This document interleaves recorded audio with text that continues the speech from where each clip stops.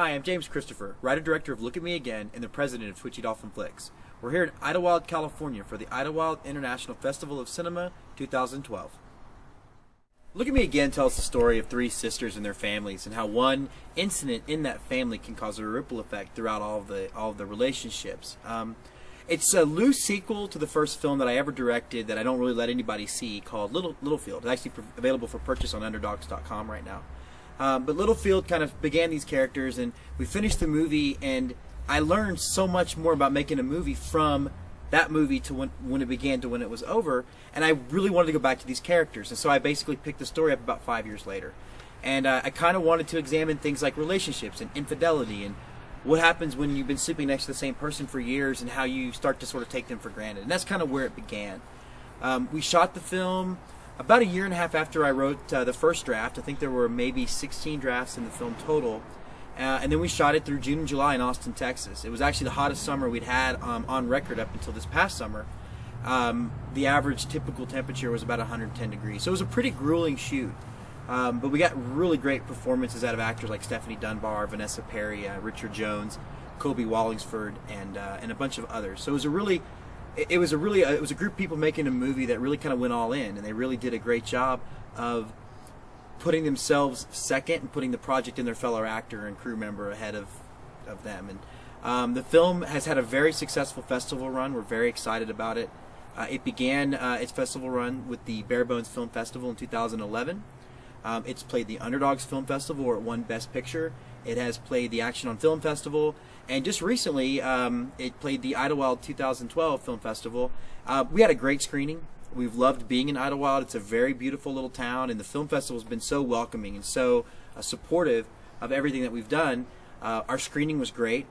We had a full house. We really felt like it connected with most of the audience, and all in all, it's just been a very successful chapter in what has been a very surprisingly successful film that we made. Twitchy Dolphin Flakes is a micro-budget film company that started out of Austin, Texas about 4 or 5 years ago.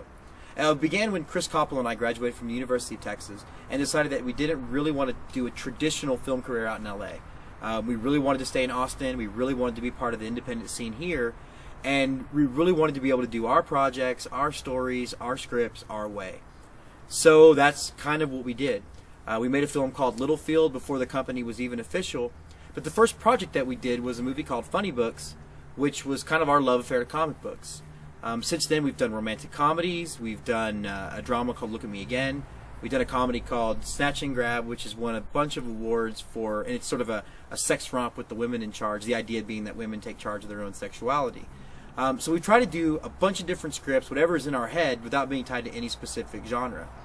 Just recently, we wrapped a movie called Going Gorilla, which is about a screenwriter that eschews the Hollywood system to do his own thing, much like we decided to do.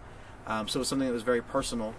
And then just this year, we have finished post-production on 2 films, a film called Abram's Hand, which is a horror movie with religious undertones, and Turkey Day, which is sort of a comedy about the awkwardness of a family coming together for Thanksgiving when they're not necessarily really ready to spend the time in a room together.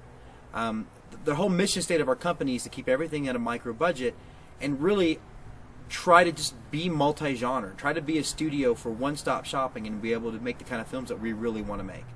One of the things at Twitchy that we always believe is important and vital to our company model is to always be looking forward and to know where we're going, and we try to make sure that we're planned about 3 or 4 projects out in advance.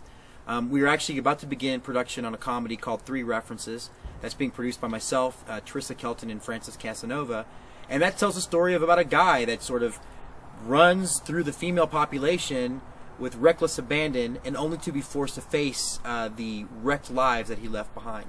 After that, Trissa Kelton will be starring in a mockumentary called Quadruple X, which is sort of a Spinal Tap, Christopher Guest type movie about the adult film industry. After that, we've got a couple of really good scripts in development as well, a drama called Disassociationville, as well as a comedy called Mr. Sunshine Has a Bad Day, which I'm not allowed to talk about at this point. In addition to that, we'll be producing our short films. In October, we'll be screening Scarlet Waters 5, which will be another film festival that we're going to put on to give filmmakers like us from around the country and around the world even an opportunity to actually get their films seen by an audience in Austin. So we are going to be very busy, but very excited about the future of our company. Hey, bro. This is the film cinematographer, Chris Koppel. Chris, would you like to talk a little bit about Look at Me Again?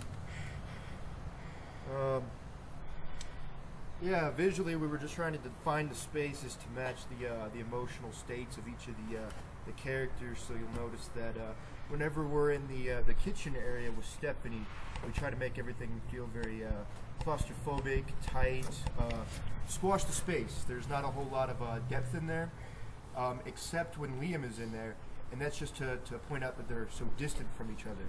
So they're often put at different ends of the kitchen in order to get the viewer to really feel the distance. And we also use focus to supplement that feeling by to racking from one to the other on emotional high points of the scene. And then I'm gonna get a beer, so whatever.